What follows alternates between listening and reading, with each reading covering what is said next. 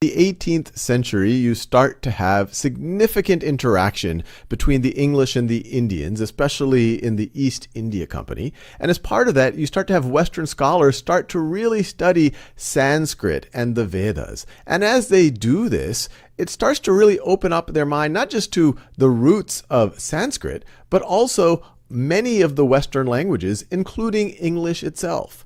So this is a quote in 1786 by the English philologist, someone who studies written language, especially from historical sources, Sir William Jones. He wrote, "The Sanskrit language, whatever be its antiquity, is of wonderful structure, more perfect than the Greek, more copious than the Latin, and more exquisitely refined than either, yet bearing to both of them a stronger affinity, both in the roots of the verbs and in the forms of grammar, than could not possibly have been produced by accident." Let me underline that. Then cannot possibly have been produced by accident. So he says there's a lot of commonality between the Sanskrit and Latin and Greek, and it's a strong affinity, a strong connectedness that could not have been produced by accident. So strong indeed that no philologer could examine all three without believing them to have sprung from some common source. Let me underline that. Without believing them to have sprung from some common source which perhaps no longer exists. There is a similar reason, though not quite so forcible, for supposing that both the Gothic and the Celtic, though blended with a very different idiom, had the same origin with the Sanskrit, and the Old Persian might be added to the same family. And so when they started to study the Vedas and look at Sanskrit, they started to realize, well, maybe all of these languages are connected. And now modern day philologists believe this very strongly the more that they have studied it. Based on the connections in the grammar and even the vocabulary and the word structure themselves, they now theorize that a parent language of Sanskrit, Latin, and the Germanic languages and the Celtic languages, we call a language today called Proto-Indo-European, which is a lost language. But we think that Sanskrit is one of the oldest evidences that we have of that Proto-Indo-European language. Sanskrit is, of course, the parent language, has evolved in different parts of India into languages like Hindi, Bengali, and Punjabi. Latin, which is also a dead language now, has evolved into languages like Spanish, Italian, and French. And English, which is considered a Germanic language structurally, but has significant influence from Latin and French, they all come from that same Proto-Indo-European root. And just to get an appreciation for why these philologists believe this, and this is something when I first saw it really blew my mind a little bit, I'll show you some connections between Sanskrit words, and those of you who might be Hindi, Bengali, or Punjabi speakers, or any of these North Indian languages in India will see the connection to Sanskrit. But what's amazing is how these words are connected to Latin, and many of the languages derived from Latin. Some of you Persian speakers might recognize some commonalities. And most importantly, the language we're speaking right now, how it's related to English.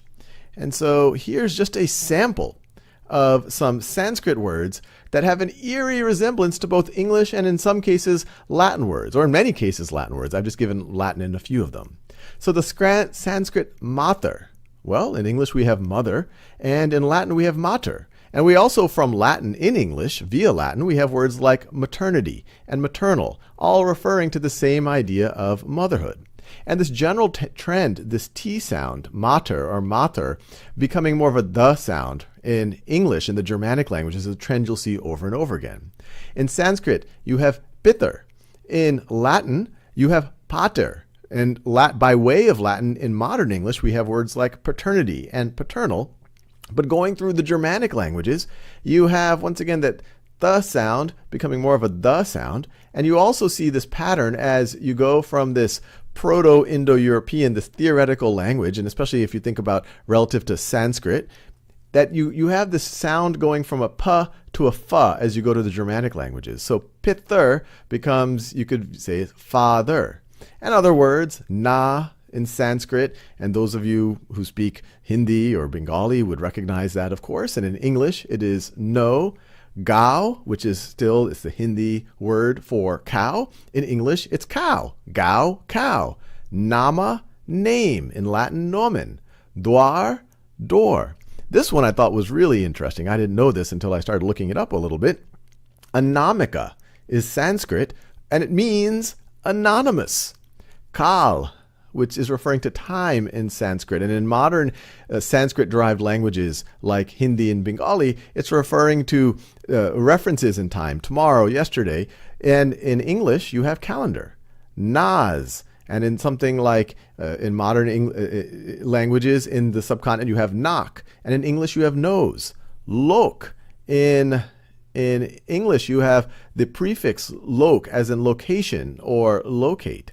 And then this is, of course, a very nice one. Sanskrit lub, which means desire. Well, in English, we have the word love. And this is just a sample. I encourage you to look it up more. You'll be amazed by the connections between Sanskrit and English. And now I'm going to show you what I think is one of the coolest, because it isn't just a linguistic connection, but it is also I guess you could say, a spiritual connection. And this is the names for the sky god from several different traditions. So in the Vedas, they make reference to a god, Dios Pitar. And it's literally referring to, in Dios, it's referring to sky. And we already talked about Pitar being the word for father. So it's referring to this idea of sky father. And some of you might be getting goosebumps now when you see where this is going.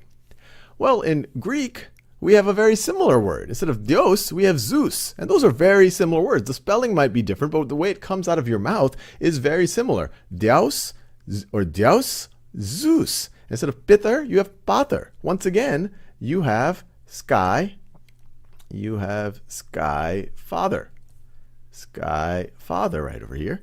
And this is another connection that blew my mind. It wasn't obvious when I first saw it, but Jupiter from Latin, the Roman god. You could use Jupiter. This is once again, instead of Deus, you have Jew. Instead of Pitar, you have Pitar. So instead of Dios Pitar, you have Jupiter. Jupiter, Jupiter. These are very, very similar words, even though the spelling seems different. The way it comes out of your mouth is very, very, very, very, very close. And this is further evidence for the closeness between Sanskrit, between Greek, and between Latin. So once again, we have sky father. And this is, of course, an image of, well, it's hard to tell whether that's Jupiter or Zeus. I believe this is a picture of Jupiter. And what's also interesting is the Vedas cite Dios Pitar as the father of Indra, who's considered the king of the gods, one of the most significant, if not the most significant god in Hinduism. And Indra is now, especially in the Vedas, and this is the most spoken about god in the Vedas, has many of the qualities that we now in Greek and Roman traditions associate with Zeus and Jupiter. Indra is a sky god, throws bolts of lightning, actually eerie similarities with the Nordic god of Thor, and Nordic people were also Indo-European people, where Indra, he throws a hammer and he defeats these monsters, and all of these things very similar to Thor. So hopefully this, when I first learned this just kind of made me realize how connected the world is, and it started to make me start to look for patterns where I hadn't seen them before. And it really shows how these civilizations that seemed very unconnected might have, and probably we do believe, emerged from the same place.